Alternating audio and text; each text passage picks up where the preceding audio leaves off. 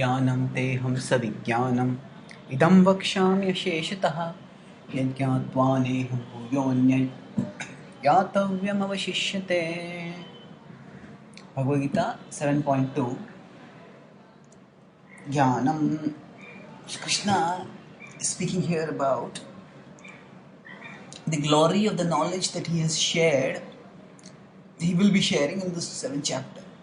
The previous verse said that by this knowledge your mind will become attached to me, you will know me in truth. And getting the mind attached to Krishna is the perfection of yoga. So in this text he continues and states that further glory of that knowledge, Jnanam teham savijnanam. I am giving you knowledge and I am giving you vijnanam, realization. Different acharyas explain differently what knowledge refers to and what realization refers to. But essentially, Jnanam teham savijnanam idam vakshami asheshataha. Idam vakshami. I am speaking this asheshataha, without anything remaining. Yajñātva neha bhūyōnyaj. After you know this, neha bhūyōnyaj, there will be nothing left to remember. Jnātavyam avashishyate. For you to remember, nothing will be left. So what exactly does such a statement mean? That nothing more to remember. Jnanam teham. So Krishna is stating that he is giving the fundamental categories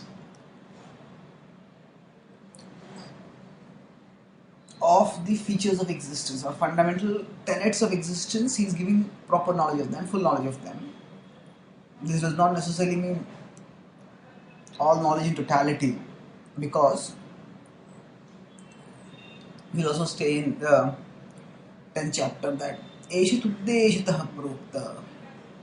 If you talk of about vibhutis, I am only going to, the vibhutis are endless, so I'll just, as an example, I'll speak a few of them. So essentially, Krishna speaks some things that enable us to speak the knowledge which enables us to get the fundamental categories. The principles, the Tattvatraya, the Upanishads talk about Tattvatraya generally. So there are three principal truths in existence, that is Jeev, Jagat and Jagdish, the soul, matter, material world you could say, and the Lord, the controller of the two. So these three, Krishna gives an understanding of them, and if I understand these broad three principles, then one understands the totality of material existence in principle. The details are many, details are in fact infinite, but the principles in terms of the fundamental realities in existence, that is explained. Krishna will talk about himself, Krishna will talk about his material energy, Krishna will talk about his spiritual energy in 7.4, 7.5, and that is asheshataha. In essence, we get everything.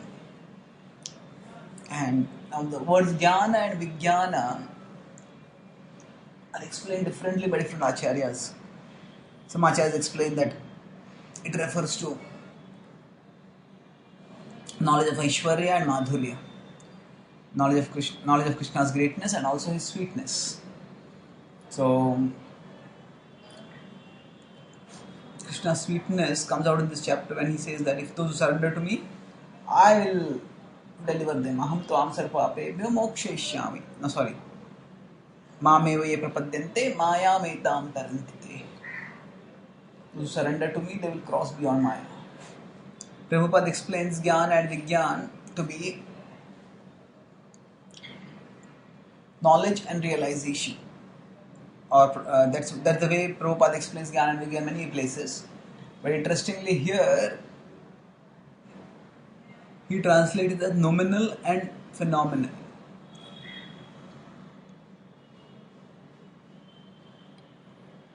So this is noumena and phenomena are central concepts in many philosophical systems. The terminology specifically may be Western, when using noumena and phenomena. The principles are universal.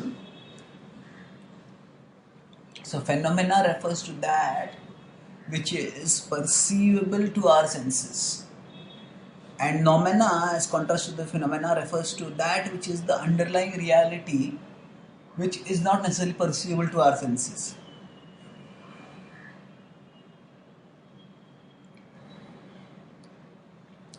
So in philosophy, often the question comes up that do we encounter the true nature of things, or do we encounter just the appearance of those things? So in other words, do the senses give us a picture of reality that correlates with the actual nature of that reality, or does the picture given us by our senses correlate only with the way that reality appears to us?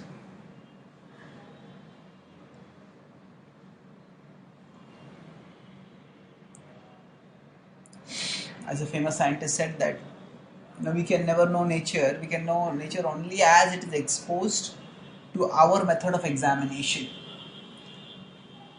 Or put on lighter note, says if you have a hammer, then everything seems like a nail. That means that equate our perception of reality with the reality. That means we equate phenomena with noumena. But our perception is often misleading. We see a mirage, we feel that there is water in the mirage, but actually there is no water. And like that, there are many ways in which our senses mislead us. So understanding this helps us to understanding that our senses are not reliable always, helps us to be open to extrasensory modes of perception. In scripture, Shastra Chakshu offers us one such extrasensory mode of perception.